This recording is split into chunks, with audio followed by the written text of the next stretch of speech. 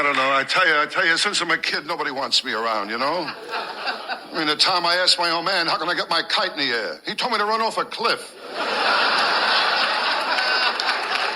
He did a lot of things, my old man. Well, once on my birthday, he gave me a dartboard with automatic return. And my mother, too, she never breastfed me. She told me she liked me as a friend.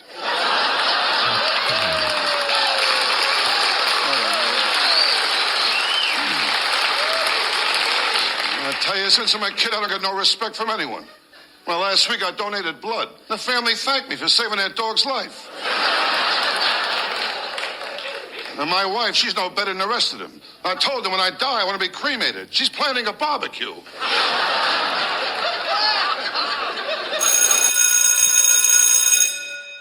Good morning. It's Saturday, Enemies of My Country Saturday, March the 9th, and this is The True Conservative. Welcome to all the butchers, bakers, and candlestick makers out there. I'm Ron, your host, and the only true conservative in the United States today. So today, after the Serenity Prayer and the patriotic song of the day, we will have no free lunch, rules for radical conservatives, rules for retrogrades, rules for patriots, Bishop Barron, Ayn Rand, the 33 strategies of war, and the enemies of my country. All that and more when I get back.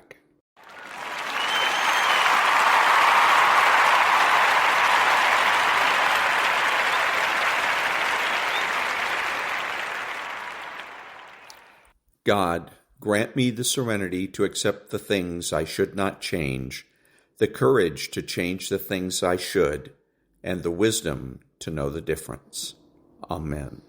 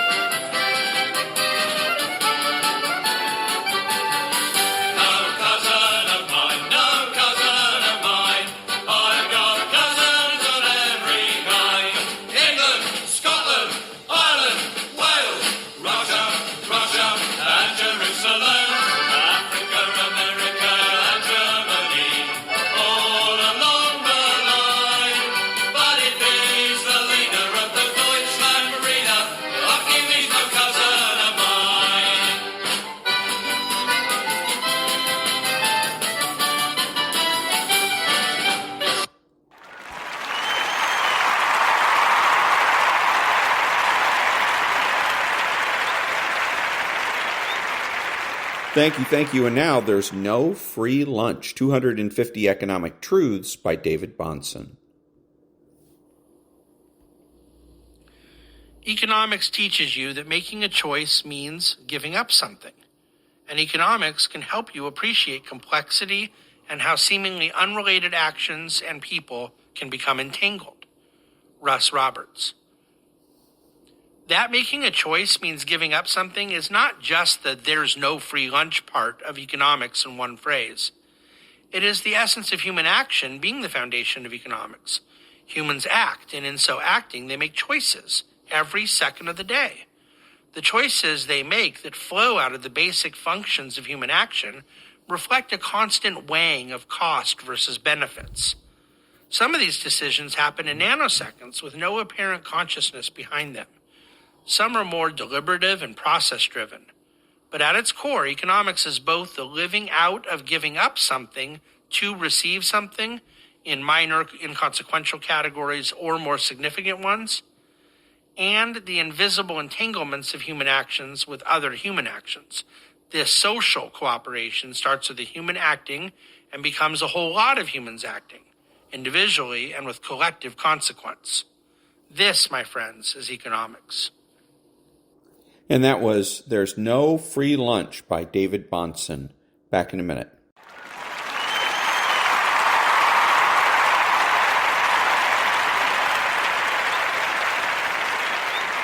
Thank you. And now, rules for radical conservatives.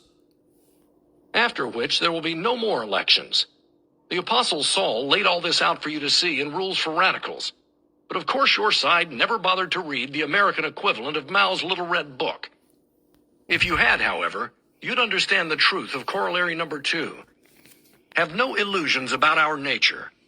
Pride incarnate, brimming at once with anger, resentment, and an overweening moral superiority based on nothing more than our own inflated self-esteem. Assess accurately and clearly the nature of the challenge you face and the kinds of people you are battling, because you have all had learning and poetry and imagery and literature and music and high culture beaten out of you over the last half-century. You pathetic weaklings have been left to fight this fight on the only battlefield we have deigned to leave you, our turf, which means the political arena, and thus the legal arena, where you are hopelessly outmanned, outwomaned, and outgunned. Symbolically speaking, of course. In the legal arena, the guilty until proven innocent arena, everything is a game, which you must play by our rules. As highly stylized as a Shakespeare sonnet, the courtroom is not a forum for truth, but for non-mortal combat in which victory goes to the clever, not to the strong, which is naturally why we love it. No physical danger. And yet Milton limned for you the essential nature of the conflict in a poem you no longer read, because thanks to our infiltration of the educational system, you no longer can. And Shakespeare, who taught the world more about the nature of evil in a single speech by Iago and Othello than all the lawyers' summations since Cain murdered Abel. In this new phase of the struggle that goes back to the war between God and Satan, it's imperative to realize that this is our go-for-broke moment. A miraculous combination of events, or perhaps not so miraculous, has delivered America into our hands, now to feel the wrath of our terrible swift sword. So if you think we will now perform the traditional pivot toward the center in hopes of winning bipartisan support for our agenda, think again. We've got you on the run now, and there you will stay until we finally hunt you down like the dogs you are. Who knew that when Rousseau was leaving all his bastard children on the steps of the churches of Paris, he was also conceiving and effecting a social revolution that is still going on? Or when the good burghers of Königsberg were setting their clocks by Immanuel Kant's daily constitutional, that his notions of the Ding an sich, the thing in itself, would eventually wind up occupying the president of Columbia University's chair during the student uprising of 1968, with the said dingbat wearing sunglasses and smoking a cigar. Ideas matter, especially big, crazy ideas. And if the history of the past half-century has taught us anything, it's that no idea is too crazy for us to give voice to or for you to fall for. There is no institution we will not attack, no social norm we will not question. What seems solid and eternal to you, to us, is written in sand. When you win a victory, you lay down your weapons and return to your jobs, your families, and your lives. When we win one, we redouble our efforts, especially since our jobs tend to be either government boondoggles or academic sinecures. Our families come second to the struggle, and the struggle is our life. To you, every triumph is definitive. To us, every loss is negotiable. You are Cincinnatus home from the wars. We are Hannibal spoiling for a fight. Why are we like this, simultaneously so angry and yet so miserable, and consumed with our primal but irrational desire to inflict our emotions on you, so that you might share our misery and feel our pain? Whenever we institute elements of our beloved and eternal goal of social change, we quickly move from simple tolerance to acceptance, to ultimately a fierce and rancid insistence on forcing you publicly to embrace everything about our cause, no matter how distasteful you might find it. It is not enough, it is never enough for us to win a single victory. No, we must not only win the war, we must crush our opposition, you, and force it to accept everything. Like Grant, the only terms we understand are unconditional surrender, except that we call it tolerance. So in order to fight this battle, you're going to have to fight it on our terms. You're going to have to think like us, get down in the mud with us, seize our weapons and turn them against us. Martial arts masters will tell you that the way to defeat an opponent is to use his strength against him. And even a weakling movie buff like me can figure that out from watching Independence Day. And that was the next part of Chapter 20 from Rules for Radical Conservatives by David Kahane. Back in a minute.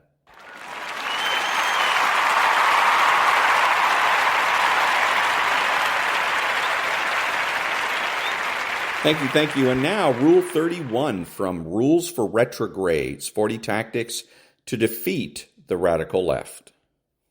Rule 31. Don't allow radicals to personalize the general. When I was in graduate school, I served as a teaching assistant for an undergraduate moral theology class taught by a kind and erudite bishop. The good bishop was always brimming with interesting stories from his time in ministry, and one day he related an experience that has always stuck with me, as it was particularly poignant. The bishop, striving to be a good shepherd in his diocese, had agreed to teach a lesson at a local Catholic secondary school. As part of his lesson, he was outlining the church's teachings on life and the dignity of the human person. After he explained to the class the church's teaching that in vitro fertilization is morally illicit, since it separates the unitive and procreative aspects of conjugality and reduces the body to a mere mechanism for procreation, he saw a girl's hand shoot up. The bishop called on the girl, expecting a good faith question aimed at clarifying some point of doctrine that he had glossed over or had explained unsatisfactorily in his haste to deliver his lesson.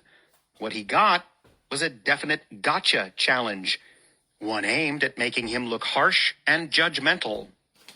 "My mom had me through in vitro fertilization," the girl blustered. "Are you saying that I'm not as much a person as anyone else?" Such is the method of radicals. Expect no decency from them. Since they cannot compete in the realm of abstract ideas and logic, radicals have adopted an aggressive method for putting retrograde interlocutors on the defensive. They manufacture an insult out of thin air by taking the general, impersonal concept being advocated by the retrograde and apply it to a sensitive real-world situation to make it seem as if the retrograde is attacking the actor or the result of the action, in the case of a child conceived through in vitro fertilization, instead of the action itself. Retrogrades must be ready for this sort of cunning if they are to prevail in public dialogue and rally followers to their cause. The radicals' method of personalizing the general is effective for three reasons. First, it distracts the retrograde and the audience, if done in a public debate, from the retrograde's thread of thought. Second, it steals the initiative from the retrograde, putting him on the defensive and making him feel as if he must reassure the radical that he bears him no personal animus. Third, it manipulates the audience, making them feel sympathetic to the radical's untenable belief out of pity for his condition. Since the method of personalizing the general is so endemic in radical dialogue, we must learn to negate its efficacy. With but a little forethought, this is not a difficult thing to do. One of the best ways to handle personalization of a topic is to simply depersonalize it, meeting the radicals +1 with our own -1, therefore arriving at a means of 0, back where we began. If the retrograde argues, for example, that abortion is evil, and is met with the standoffish rejoinder that the radical's mom had an abortion, are you calling her evil? The retrograde should simply pivot, saying something to the effect of, "I've never met your mother and she's totally irrelevant to this debate. Whether or not she's had an abortion has no bearing on whether murdering a baby in utero is evil, so let's stick to material points."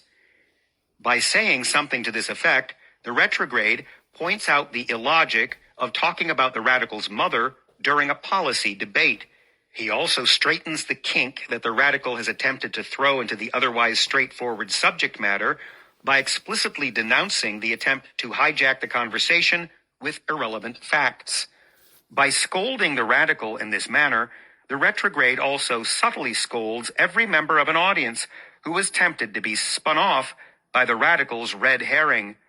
Further, by reasserting his point that abortion is evil in his rebuke of the radical's attempt to personalize the conversation, the retrograde organically places the debate back on track, recalling it to its original subject matter.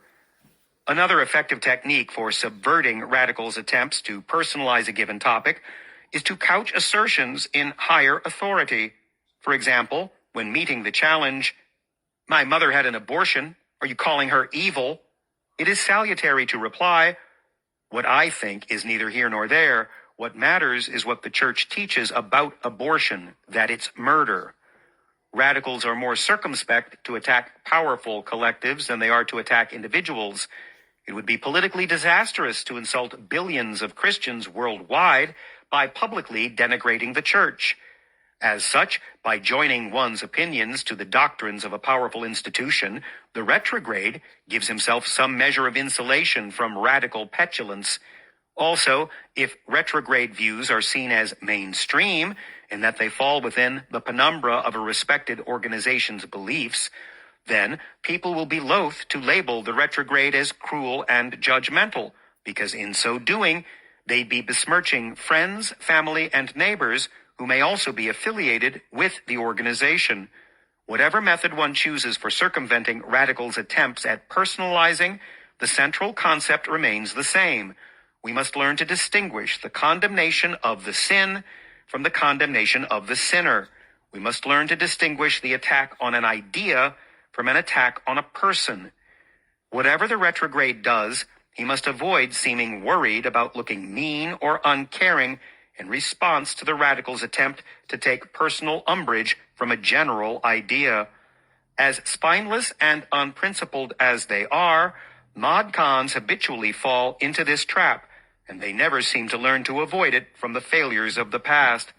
As soon as radicals see weakness and waffling in response to their personalization and crocodile tears, they will press their perceived advantage ad infinitum. Sensing blood in the water and a fearful, disoriented prey, they will continue to ramp up their aggression till eventually they corner and devour it. Never be afraid to tell a radical how few hoots you give about a particular action done by his mother, one way or another. Once radicals know how unafraid you are of appearing mean and how indifferent you are to their sordid personal lives, they'll reverse course, opting for some other cheap trick to try and win the day. And that was Rule 31 of Rules for Retrogrades, 40 Tactics to Defeat the Radical Left by Timothy and David Gordon. And one comment I had was, with the question, there's two ways to handle this that are better to do, because his way is a little bit wordy and having to memorize a little bit more. And you want something that's quick. A nice quick response is something that's easy to remember. Two that are easy to remember. Number one, if somebody says, well, my mother had an abortion, is she evil? Why not just say yes? Next question. Okay? The other thing is, if you're in a position where you're concerned for your physical safety, should you come out and say yes? Because, obviously, if somebody does something that's evil, they're evil, at least in the regards to that particular event. And especially if they don't seek, if they're not trying to change their ways, so to speak. But the other way to do it, if you feel threatened, your safety, you think your safety is threatened, if you answer yes, that you're going to get beaten up or something, then the best answer is, you mean you don't know? Well, when are you going to figure it out? And then move on. Remember, you don't have to answer questions. What the girl is doing here is treating you like a politician. She's treating you like somebody who's running for office. The people that run for office have to answer questions like that. They can't afford to say, I'm not going to answer your question. They can't do it because they want to represent us. And we have we want to know, I was going to say we have a right to know, I'm not sure about that, but we want to know what their positions are on various things. But if you're a teacher or a butcher, baker, or candlestick maker, I'm not representing anybody other than myself. That means I don't have to answer your question. Back in a minute.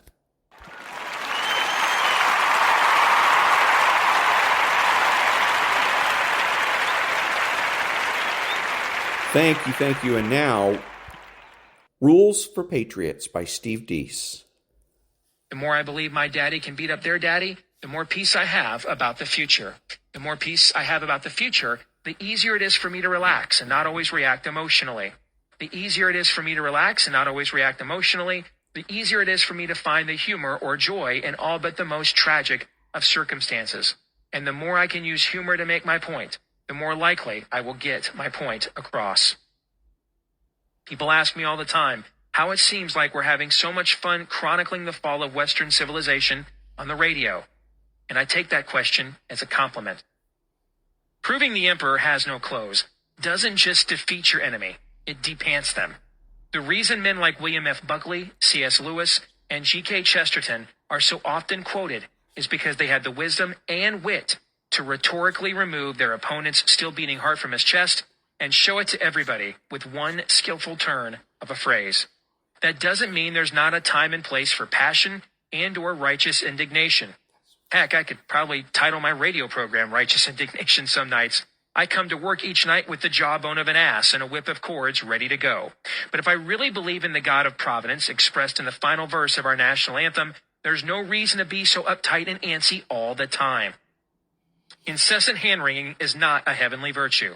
Besides, if folks don't want to do what's right, the eternal accountability they'll face from God is far more lethal and terrifying than anything I have the power to devise this side of eternity anyway. Just kick the dust off your sandals / cowboy boots and move on. By all means, never stop clinging to your guns and your Bibles, but there's no need to do so bitterly.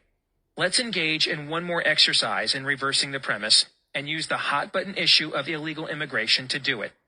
In a clear attempt to pander for Hispanic votes during the 2012 presidential campaign, President Obama unilaterally enacted amnesty for illegals by refusing to enforce the law, see that as violate his oath of office, in cases involving 880,000 illegal aliens. Now notice I didn't accept the premise they're undocumented immigrants any more than a carjacking is an undocumented repossession. One of the arguments frequently used by amnesty advocates like Obama, and even some misguided Christian leaders who don't have a theological leg to stand on by agreeing with him, was that it's not fair to penalize children for the mistakes of their parents. Except if this was really and only about fairness and not punishing kids for the mistakes of their parents, then why do we have borders at all? There are plenty of children suffering throughout the world for circumstances they had nothing to do with. So why don't we bring all of them here and give all of them access to the welfare state? See that as your productivity and prosperity. Why is it fair for middle-class Americans to buy a 70-inch television set with so much suffering in the world? Shouldn't the government cap television purchases at 42 inches and redistribute the rest of the wealth to fight global poverty? Come to think of it, who really even needs a 42-inch television set, or television at all, for that matter? Is it fair that First Lady Michelle Obama wore a $1,000 skirt on a trip to Hawaii in 2011? Shouldn't she have bought a cheaper skirt at Walmart and given the rest of the money to feed the children, which says $1 per day feeds 8 hungry children in the United States? How many children starved because Mrs. Obama spent $1,000 on a skirt instead of $24.99? During the 2013 government shutdown, and how can something be shut down when it's still operating at 83% capacity is beyond me. But we learned when many of them were furloughed that Michelle Obama had a record number of paid staff for a first lady. Did Michelle Obama really need 24 taxpayer-funded staff members? When as recently as Mamie Eisenhower, the first lady had to pay for her loan assistant out of her own pocket? How many illegals have to remain living in the shadows so that Michelle Obama can get her nails done? And while we're at it, why is it fair to cap the fairness at kids whose parents successfully arrived here illegally? Where do we get off not providing fairness to the children of parents who haven't been able to illegally and successfully cross our borders? Not to mention, what about all the Latinos and other minorities currently waiting in line to immigrate to this country legally? Why is it fair to bypass all of them? In less than a few hundred words, I was able to pose several easily understandable questions that reverse the liberals' premise and use it against them, including citing 3 examples of their own politicians to reinforce my point. What is more likely to persuade our fellow Americans to our side? The tactics I am suggesting, or the boring and contrived talking points our guys usually regurgitate over and over again to the already converted on Fox News? Humor can even be used to reverse the left's premise on an issue as divisive and potentially hostile as the debate over the definition of marriage. In 2013, I wrote a column for USA Today attacking those for redefining marriage as being hypocrites. I wrote, "Those arguing for marriage equality at the U.S. Supreme Court this week should be ashamed of themselves. They're just as guilty of discrimination as those dastardly conservatives still bitterly clinging to their guns and their religion. Why no argument for polygamy, polyamory, and other forms of diversity? Why are they only defending their exclusive definition of diversity? How dare those seeking to overturn the Defense of Marriage Act signed by President Clinton or Proposition 8 ratified by the people of California stop at just redefining marriage to include two consenting adults of the same gender? Why do these people believe they have the authority to draw a moralistic line against any consenting adults and thus force their moral standard upon the rest of us? Besides, society's views on these other progressive forms of relationship diversity are shifting. And shouldn't we always base our concept of right and wrong off of what we see on TV, just like our gender-neutral maternal units taught us? Who better to consult on moral matters than the huddled masses that paid money to see all those Saw and Hostel movies? For example, there is a popular reality show on basic cable called Sister Wives about the lost art of polygamy. Showtime is airing a trailblazing show on the multiple wedded bliss of polyamory. Oh sure, Showtime also features a series with a creepy old dude watching 1970s porn with Z-list celebrities as well, but who are we to judge? Why would those seeking to redefine marriage to include homosexual monogamy play right into the hands of those draconian religious fundamentalists who think they and their alleged God have the authority to narrowly define love among consenting adults? And that was Chapter 8 of Rules for Patriots, How Conservatives Can Win Again by Steve Deese. Back in a minute.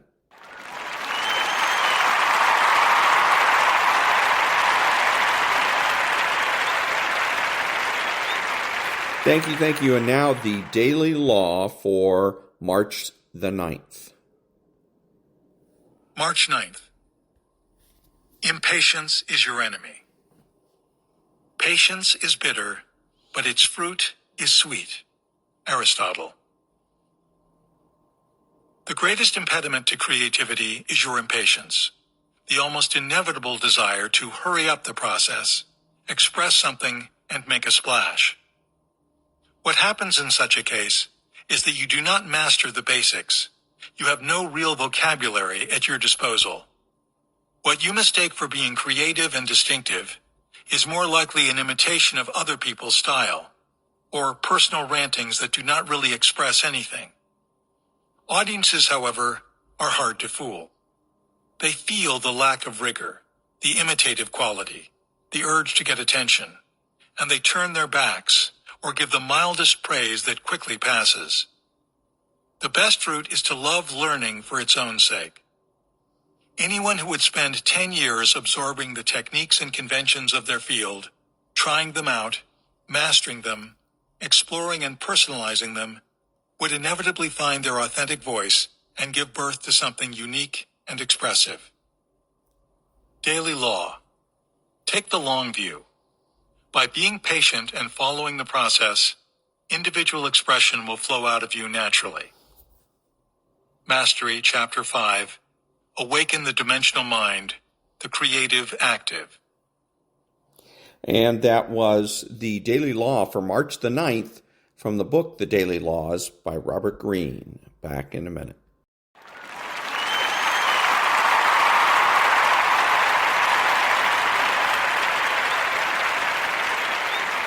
Thank you. And now, Bishop Robert Barron. In the Bible, Israel is the specially chosen people of God. God chose Israel to be his special priestly and prophetic people. Right. How come? So that they might be set apart from everybody else as God's unique focus of attention, so that they might be singled out of everyone to be saved? Well, no. He chooses Israel indeed. He singles them out indeed. Not for themselves, but for everybody else. He chooses Israel for the rest of humanity. And may I press it, he chooses Israel for the whole world. In other words, everybody, there's always a universal background to everything that God does with and for his people, Israel. And that was Bishop Robert Barron. Back in a minute.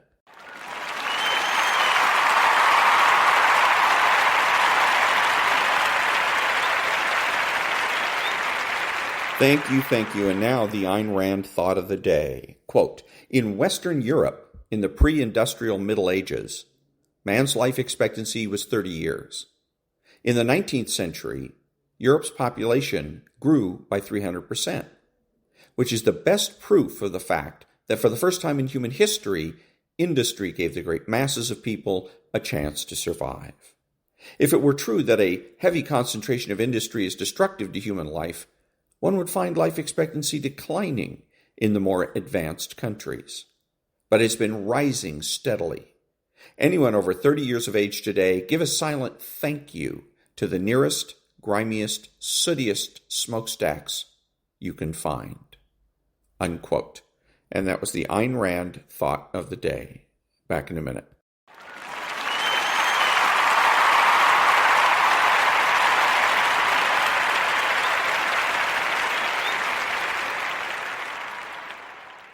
Thank you. And now we pick up where we left off with the 33 strategies of war. A delicious target for a side attack. In 1519, Hernán Cortés landed with a small army in eastern Mexico, planning to realize his dream of conquering the Aztec Empire.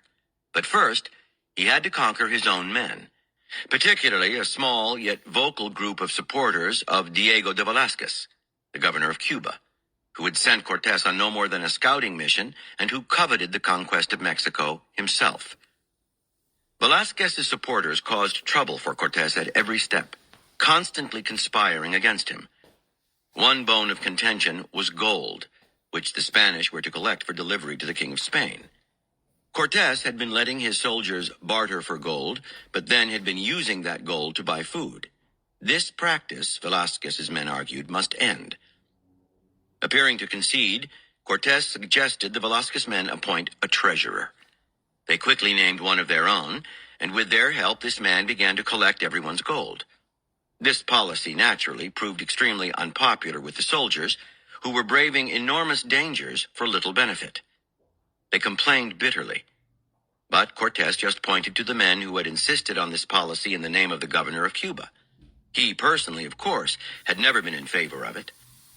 Soon, the Velázquez men were universally hated, and Cortés, at the urgent request of the other soldiers, gladly rescinded the policy. From then on, the conspirators could get nowhere with the men. They were exposed and despised. Cortés used this strategy often to deal with dissenters and troublemakers. At first, he would seem to go along with their ideas, would even encourage them to take things further. In essence, he would get his enemies to expose themselves on a weak salient, where their selfish or unpopular ideas could be revealed. Now he had a target to hit. When people present their ideas and arguments, they often censor themselves, trying to appear more conciliatory and flexible than is actually the case. If you attack them directly from the front, you end up not getting very far, because there isn't much there to aim at. Instead, try to make them go further with their ideas, giving you a bigger target. Do this by standing back, seeming to go along, and baiting them into moving rashly ahead. You can also make them emotional, pushing their buttons, getting them to say more than they had wanted to. They will expose themselves on a weak salient, advancing an indefensible argument or position that will make them look ridiculous. The key is never to strike too early. Give your opponents time to hang themselves. In a political world, people are dependent on their social position. They need support from as many sources as possible. That support, the base of most people's power, presents a rich flank to expose and attack. Franklin D. Roosevelt knew that a politician's vulnerable flank was the electorate, the people who might or might not vote for him in his next race.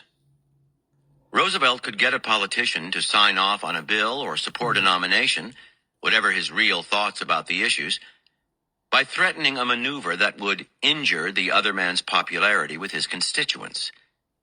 A flanking attack on someone's social status and reputation will make him or her turn to face this menace, giving you ample room to maneuver the opponent in other directions. The more subtle and indirect your maneuvers in life, the better. In 1801, Napoleon suddenly offered Russia the chance to become the protector of the island of Malta, then under French control. That would give the Russians an important base in the Mediterranean. The offer seemed generous, but Napoleon knew that the English would soon take control of the island, for they coveted it and had the forces in place to take it, and the French navy was too weak to hold it. The English and the Russians were allies, but their alliance would be endangered by a squabble over Malta. That discord was Napoleon's goal all along. The ultimate evolution of strategy is toward more and more indirection. An opponent who cannot see where you are heading is at a severe disadvantage. The more angles you use, like a cue ball in billiards caroming off several sides of the table, the harder it will be for your opponents to defend themselves. Whenever possible, calculate your moves to produce this caroming effect. It is the perfect disguise for your aggression. Reversal.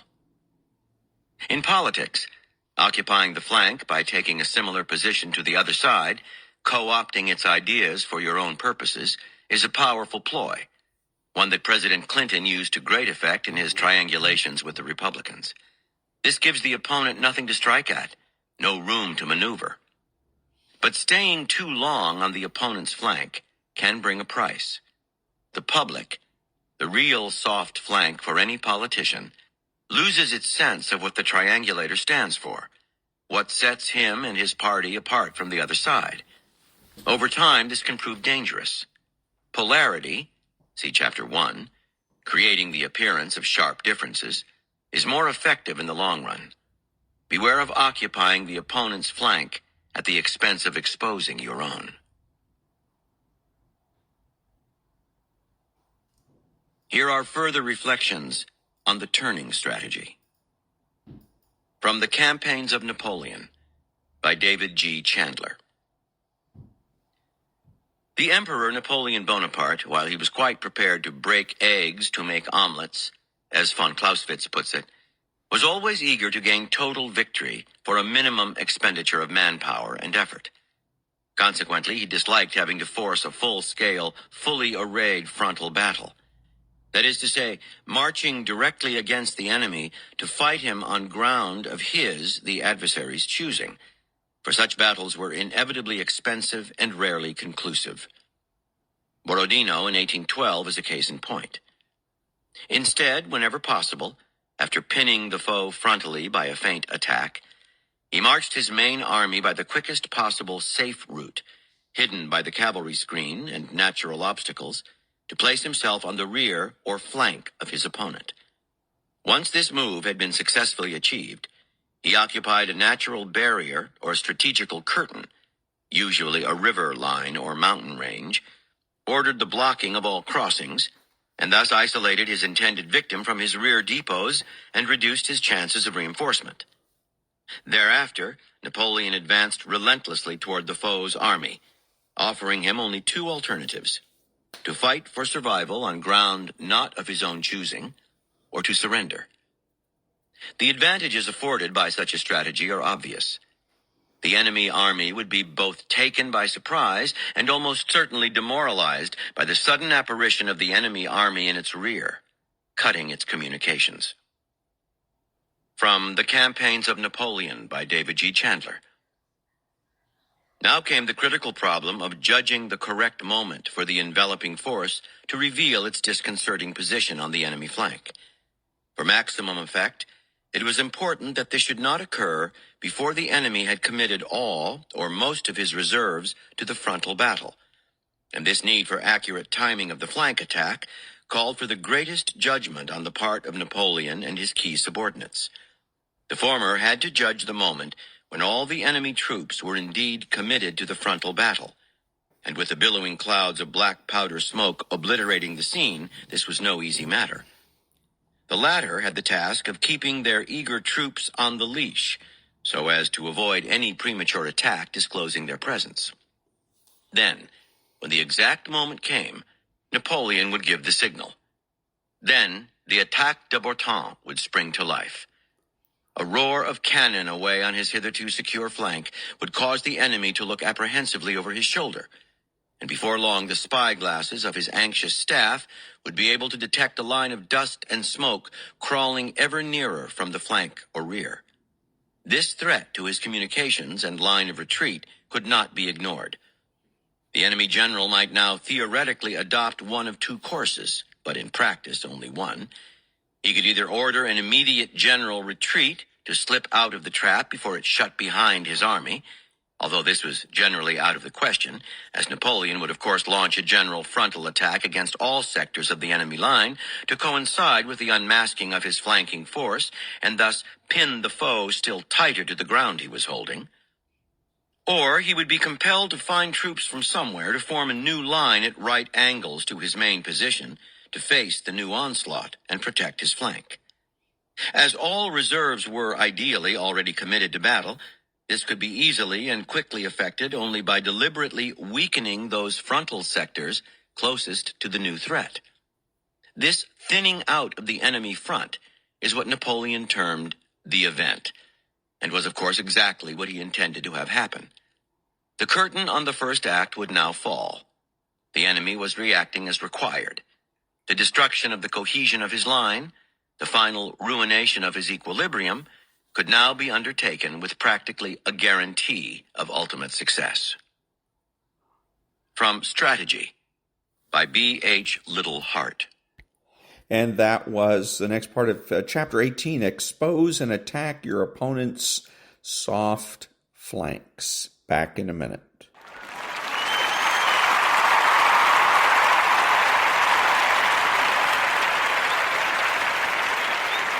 Thank you. Now from the State of the Union speech the other night.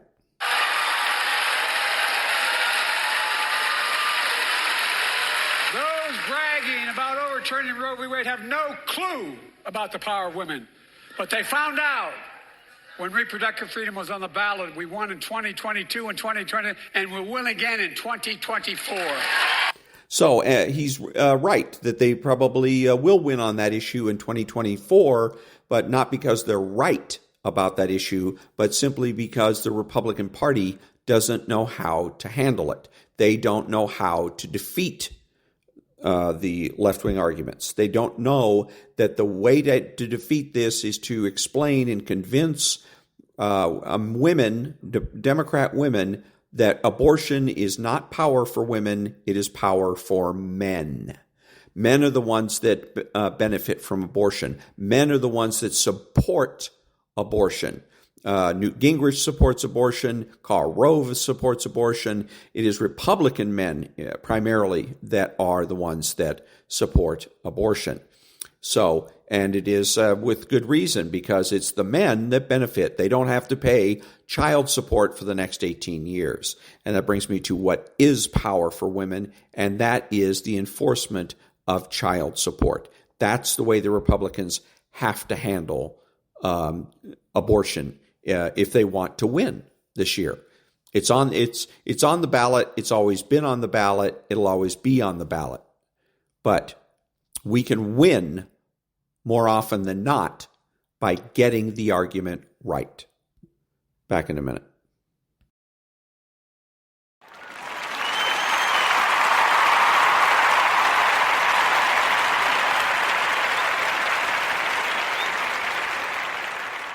Thank you. And now a little bit of Cavuto Live. From Donald Trump. That starts to ring hollow when he turns right around in front of the country at the State of the Union and starts attacking one of the most important institutions in our country. Suppose something crazy happens next January 20th or next January 6th.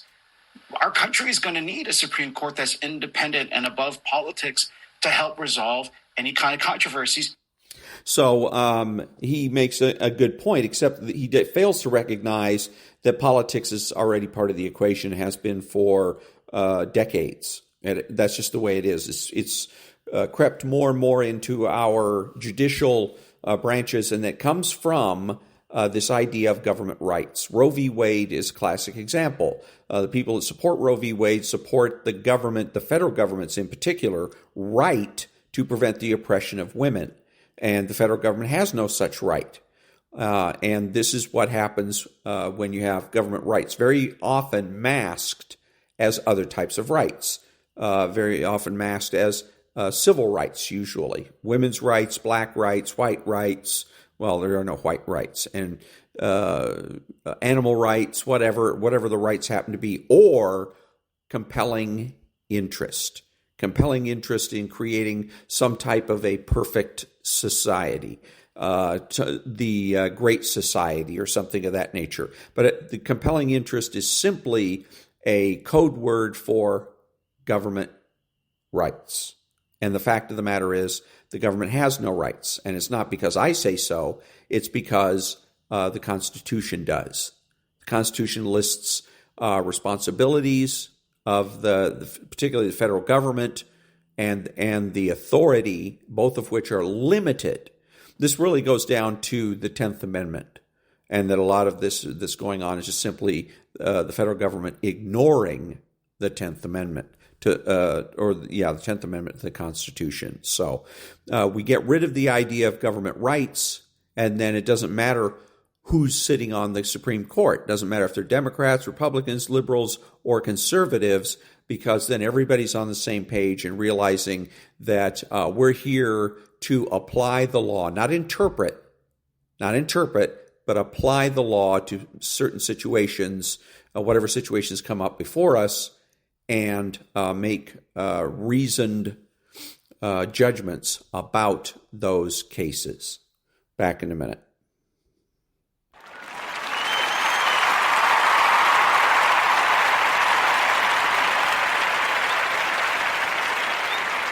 Thank you. And now the next chapter, chapter 41 in the book, The Enemies of My Country.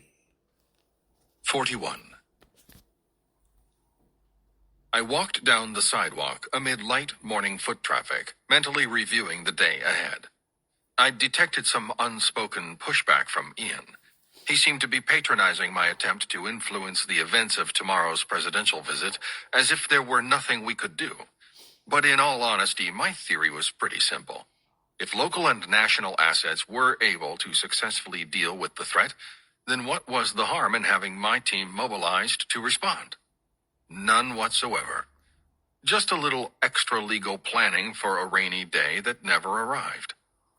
But if the threat went unchecked, if Ian was able to find some detail that everyone else missed, well, then the value of having our team ready to go was immeasurable. I needed to get the lay of the land myself, to see Charlottesville and the surrounding area not through the lens of a happy hometown, but as a tactical objective.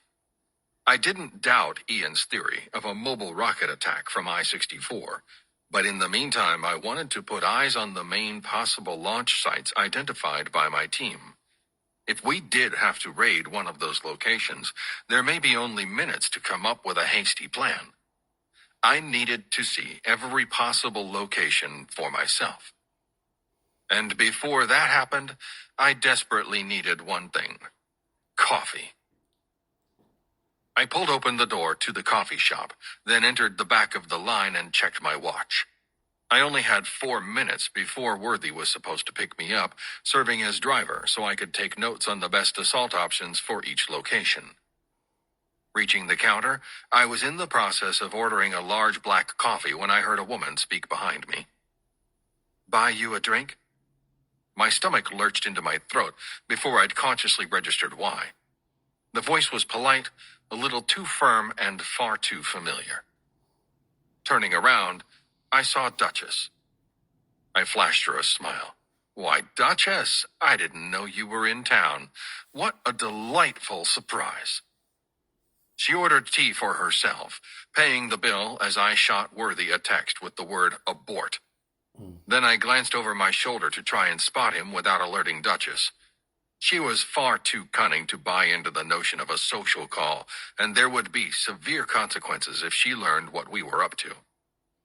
But I didn't see him among the passers-by outside, and so I quickly followed Duchess to a table with 2 seats. Only one chair faced the glass storefront, and I desperately needed it. If Worthy came strolling up to the door, as he would at any second, I was in a world of hurt. Duchess made the first move for the chair facing the door. I tried to cut her off. "That's my seat." She turned and said, "Really, David? Are you trying to play the rule that the PTSD-ridden veteran always gets the seat with a view of the door?" I wrote that rule, and yes. Or you could talk to the back of my head as I sit there and stare at it from the wrong side of the table. Your choice. She conceded after a brief pause, moving to the opposite side of the table, and not a moment too soon. As soon as she turned to face me, I saw Worthy appear through the storefront glass. I shot him a momentary head jerk, "Get out of here," and then pulled my chair back as Duchess turned to look through the window. To his credit, Worthy's gunfighter reaction speed must have applied to ducking out of sight as well. He was gone, the flow of pedestrians proceeding without interruption. "You were saying?" I asked, taking a seat. Duchess did the same, eyeing me with thinly veiled suspicion. She said, "The security detail told me you didn't accompany your family to Alexandria. So? So as concerned as you are for their safety, I'm curious why that would be." "Look, Duchess, I'm glad you're confident in your theory about the hospital being a secondary target, but I've got enough skeletons in my closet to fill that hospital to capacity, and until I'm certain there's no personal vendetta against me, I want to be as far from my family as humanly possible." "That's not true." "It's not. If you wanted to be farther from them, you could head west. You didn't. You chose to stay right here in Charlottesville. Why?" I took a sip of scalding coffee. "The weather this time of year suits me. Now, to what do I owe the honor of your presence? I trust that the terrorist attack you identified was the president's upcoming visit to Monticello. It's not your concern." "Really, Duchess? You're trying to tell me that I don't deserve any updates after all the shit my team went through in Syria?" "No," Duchess said flatly. "For that, you deserve a debt of gratitude." I relaxed. "Well, thank you. That's why I take no pleasure in delivering this news, David." "What news?" "Did BK make it into the country?" "The news that your team is officially disbanded." I felt a lump forming in my throat then, a stomach-churning sense of betrayal that robbed me of the ability to speak for 5 long seconds. Finally, I managed, "You're honestly telling me you think we're unfit to continue operating?" "I think you're perfectly capable," she said, "but it wasn't my decision." "Then whose was it?" She closed her eyes for a moment before opening them and replying, "Someone who outranks us both by several orders of merit." "You have to fight this, Duchess. You have to get us reinstated." "I can't," she said, "because I've been given my notice as well. The only reason I'm still heading the project is because no one wants to disrupt continuity of staff leadership until the cargo is located. After that, you can bet the bank I'll be reassigned to the mailroom and forced into retirement. Not exactly what I've been working for all these years." "For what? Finding the cargo in the first place and then doing everything in your power to stop it?" "We were both forced by circumstance to color outside the lines to do what we had to do. There are political consequences for that, whether deserved or not." "How long have you known about my team being disbanded?" "Since you snatched the logistician." "What happened to him anyway?" "You wouldn't believe me if I told you." "Try me," she said firmly. I rubbed a hand across the back of my neck. Unbeknownst to me at the time, one of our local guides had his family killed by ISIS. He had a hidden pistol and blew away the logistician when he found we were trying to take him alive. Okay? "Okay," Duchess said. "I believe you, David. Did you recover any other intel from the command post? Or locate the cargo yet? Or find a lead on Bari Khan?" She said nothing, and I gave her a knowing nod. Well, there's my answer, I said, understanding from her tense silence that they hadn't made much, if any, progress. And since we're both coming clean, shoot me straight. The target you're anticipating is Monticello during the president's visit tomorrow. Right or wrong? You didn't need to know that when you were under agency employment. What makes you think that's changed now that you're not? Because my wife and daughter were mentioned by name. That's why. If that weren't the case, I'd be drinking bourbon with this coffee.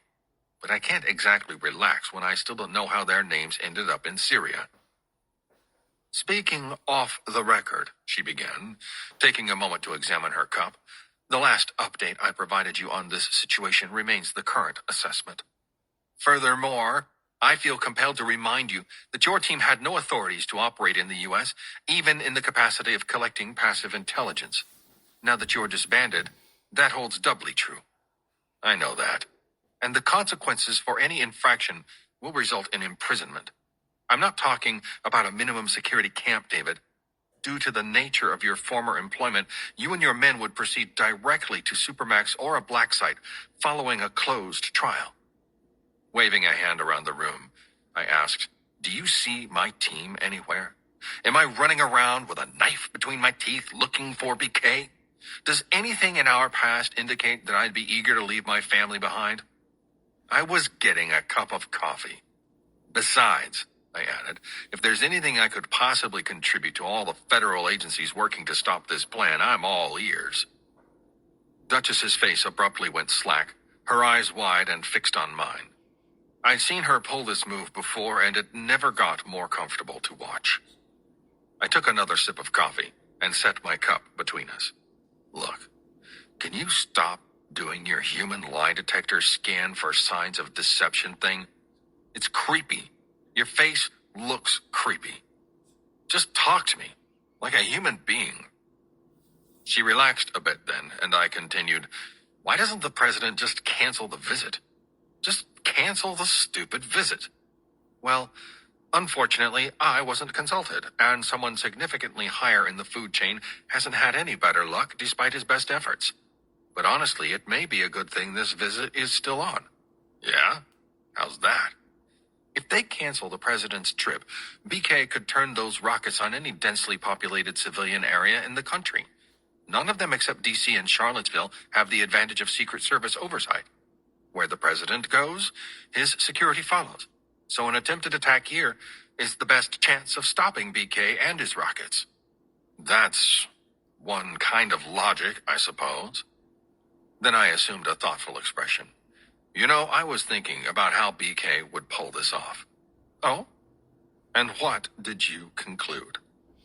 I shrugged nonchalantly, eager to claim Ian's theory as my own.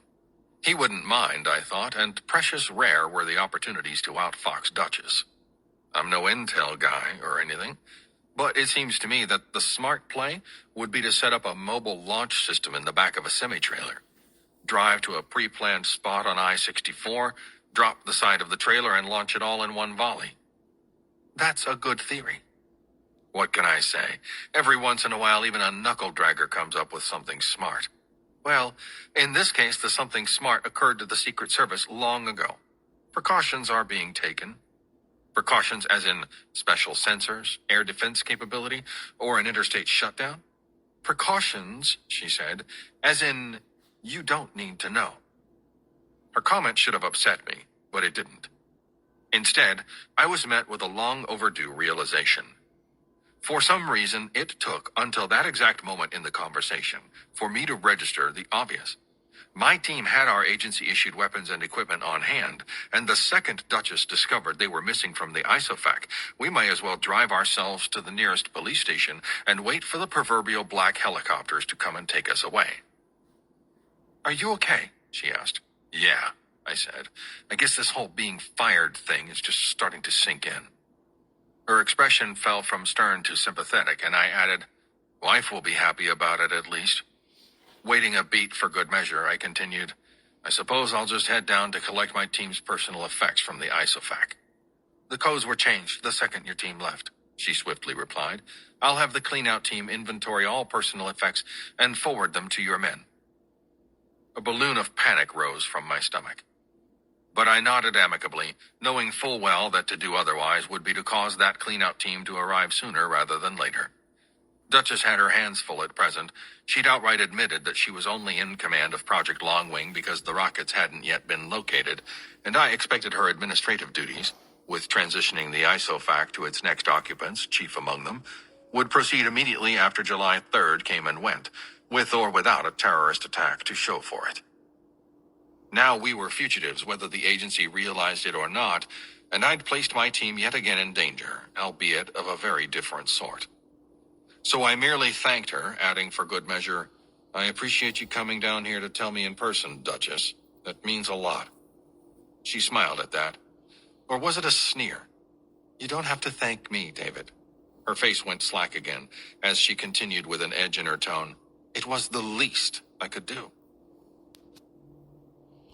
And that was Chapter 41 of The Enemies of My Country by Jason Casper. Back in a minute.